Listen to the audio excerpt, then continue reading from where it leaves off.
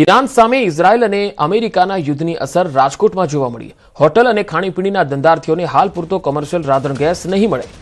Indian oil corporation limited દ્વારા એજન્સીઓને મેલ મારફત જાણ કરવામાં આવી। ઈરાને હોર્મુઝ રૂટને સીઝ કરતા ગેસની આયાત પર માઠી અસર પડી છે। કોમર્શિયલ રાંધણ ગેસ જે છે તેમાં અત્યારે અછતની સ્થિતિ દેખાઈ રહી છે। ખાણીપીણીના ધંધાર્થીઓને હાલમાં રાંધણ ગેસ નહીં મળે। હોર્મુઝ રૂટ પર સીઝ થવાના કારણે આ આયાત અટકી છે। રાતે અચાનક 12 વાગે ભારતીય ગેસ અને અમારે ઇન્ડિયન ગેસ આવે છે એના કોમર્શિયલ સપ્લાયનો રાતે મેલ આવેલો છે કે આજ રાતથી 12 વાગ્યા પછી ગેસના બાટલા સપ્લાય કરવાનું બંધ કરેલું છે। હોટલ એસોસિએશન નિર્ણય અત્યારે એ છે બધાને વિચારણાણા કે અત્યારે બધા આગળ એક એક 2 દિવસના સ્ટોક છે હાજરમાં, તો 2 દિવસ પછી કરવાનું છે। વધુ માહિતી મેળવી રાજકોટથી સંવાદદાતા અંકિત પોપટ જોડાયા છે। અંકિત, રાજકોટમાં જ્યારે હવે રાંધણ ગેસ હોટલના ધંધાર્થીઓને નહીં મળવાના ત્યારે કેવી સ્થિતિ હવે સર્જાઈ રહી છે? આ સ્થિતિ કેટલી વિકટ બની શકે છે આવનારા દિવસોમાં? ચોક્કસથી પંકજ, વાત કરવામાં આવે તો ઈરાન સામે ઇઝરાયલ અને અમેરિકાના યુદ્ધની અસર હવે રાજકોટ શહેર ખાતે પણ જોવા મળી રહી છે। ગઈકાલે જ ઇન્ડિયન ઓઇલ કોર્પોરેશન લિમિટેડ દ્વારા જે તમામ જે એજન્સીઓ છે કે જે ગેસના કોમર્શિયલ બાટલાઓનું વિતરણ કરે છે, સિલિન્ડરનું વિતરણ કરે છે, તેમને મેલ મારફતે જાણ કરવામાં આવી છે કે હવેથી કોમર્શિયલ રાંધણ ગેસ છે તેના સિલિન્ડરની જે સપ્લાય છે તે કરવામાં નહીં આવે અને આજથી જ આની અમલવારી છે તે એજન્સીઓ દ્વારા છે તે કરવામાં આવનાર છે। ત્યારે ગઈકાલે જ ન્યૂઝ 18 ગુજરાતી દ્વારા રાજકોટ શહેરના કાલાવડ રોડ ઉપર આવેલા હોટેલ અને રેસ્ટોરન્ટની મુલાકાત લીધી હતી। હોટેલ અને રેસ્ટોરન્ટ સંચાલકોનું કહેવું છે કે તેમની પાસે માત્ર 2 દિવસ ચાલે તેટલો સ્ટોક છે। ત્યારે 2 દિવસ બાદ કયા પ્રકારની પરિસ્થિતિ થશે તે બાબતે આજરોજ જે રાજકોટના હોટલ અને રેસ્ટોરન્ટ સંચાલકોના જે એસોસિએશન છે તેની આજરોજ મિટિંગ મળનાર છે અને મિટિંગમાં સંભવતઃ જેમ અન્ય રાજ્યોની અંદર આજથી કેટલીક જગ્યાએ હોટલ અને રેસ્ટોરન્ટ બંધ થઈ ચૂક્યા છે તેવી જ પરિસ્થિતિ રાજકોટની અંદર આગામી 2 દિવસ બાદ જોવા મળે તો નવાઈ નહીં। ને આજરોજ મીટિંગની અંદર કયા પ્રકારનો નિર્ણય આવે છે તે જોવું અતિ મહત્વનું બની રહેશે। પંકજ જી અંકિત, આભાર માહિતી આપવા માટે। રાજ્યમાં ગેસના પુરવઠા અંગે મંત્રી ઋષિકેશ પટેલે મોટું નિવેદન આપ્યું। તેમણે કહ્યું કે ઘરેલું ગેસનો પુરવઠો ખોરવાય નહીં તેના માટે સરકાર આયોજન કરી રહી છે। દરેક ઘરનો ચૂલો સળગે તે અમારી પ્રાથમિકતા છે, જેને લઈને ઇન્ડસ્ટ્રીયલ ગેસમાં 50% કાપ મૂકવામાં આવ્યો છે। સાથે જ ફર્ટિલાઇઝર કંપનીઓ અને દૂધની ડેરીમાં વપરાતા ગેસમાં 40%નો કાપ મૂક્યો છે। એટલું જ નહીં, હાલ કોમર્શિયલ સિલિન્ડરમાં કોઈ કાપ ન મુકાયો હોવાનું પણ જણાવ્યું।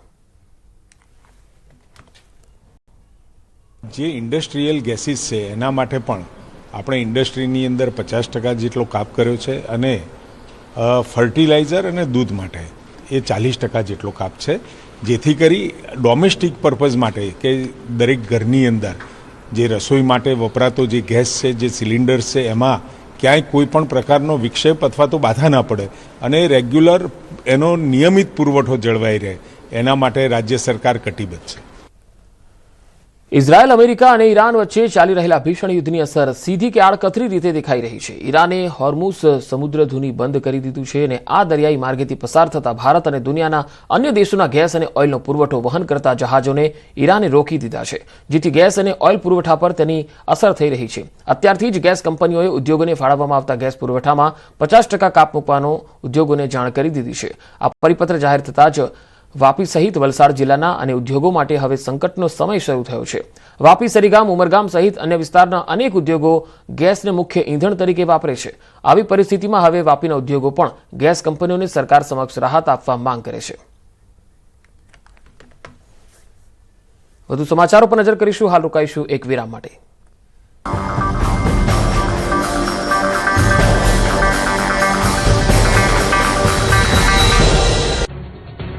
ગુજરાતમાં ગરમીનો પારો છટક્યો છે। ધીમે ધીમે ઉનાળાએ રફતાર પકડી છે। ઉનાળાની શરૂઆતથી જ આકરા તેવર બતાવવાનું શરૂ કર્યું।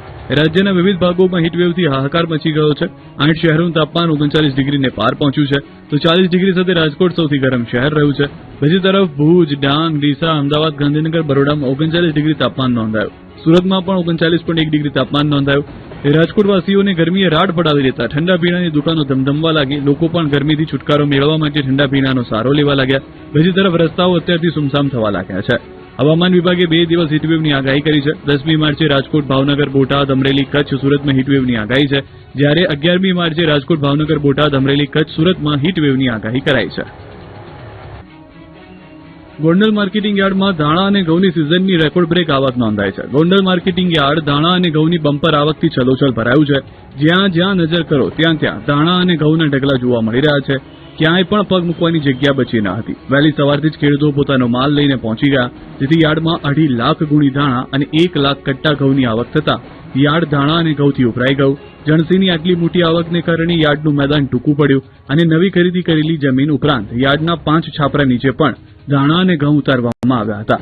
કેટલીક જગ્યાએ દુકાનોને બહાર પણ જણસી ઉતારવાની ફરજ પડી હતી.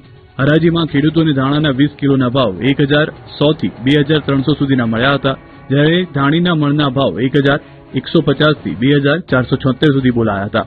ઘઉંની હરાજીમાં 20 કિલોના ટુકડા ઘઉંના ભાવ 430 થી 650 અને લોકવન ઘઉંના ભાવ 430 થી 530 સુધી મળ્યા હતા. છેલ્લા 15 દિવસમાં યાર્ડમાં ધાણાની કુલ 5.5 લાખ ગુણી અને ઘઉંના 1 લાખ કટ્ટાની આવક નોંધાઈ હતી. યાર્ડમાં દરરોજ સરેરાશ 30 થી 35 હજાર ધાણાની ગુણી અને 20 થી 25 હજાર ઘઉંના કટ્ટાનો નિકાલ કરવામાં આવે છે. સૌરાષ્ટ્રના વિવિધ જિલ્લાઓમાંથી 2200 થી વધુ વાહનો સાથે ખેડૂતો યાર્ડમાં પહોંચ્યા હતા. પોતાના પાકને યોગ્ય ભાવ મળતા ખેડૂતોમાં ખુશીનો માહોલ છવાયો. હાલ યાર્ડમાં જગ્યાની અછતને કારણે નવી આવક તાત્કાલિક બંધ કરવામાં આવી છે. યુદ્ધના ધડાકા ગુજરાતમાંથી અંદાજે 2,500 કિલોમીટર દૂર થઈ રહ્યા છે, પરંતુ બારૂદના આ ધડાકા હવે ગુજરાતના ખેડૂતોને જખમ આપી રહ્યા છે. વાત વલસાડ જિલ્લામાં બાગાયત અને શાકભાજીની ખેતી કરતા ખેડૂતોની છે.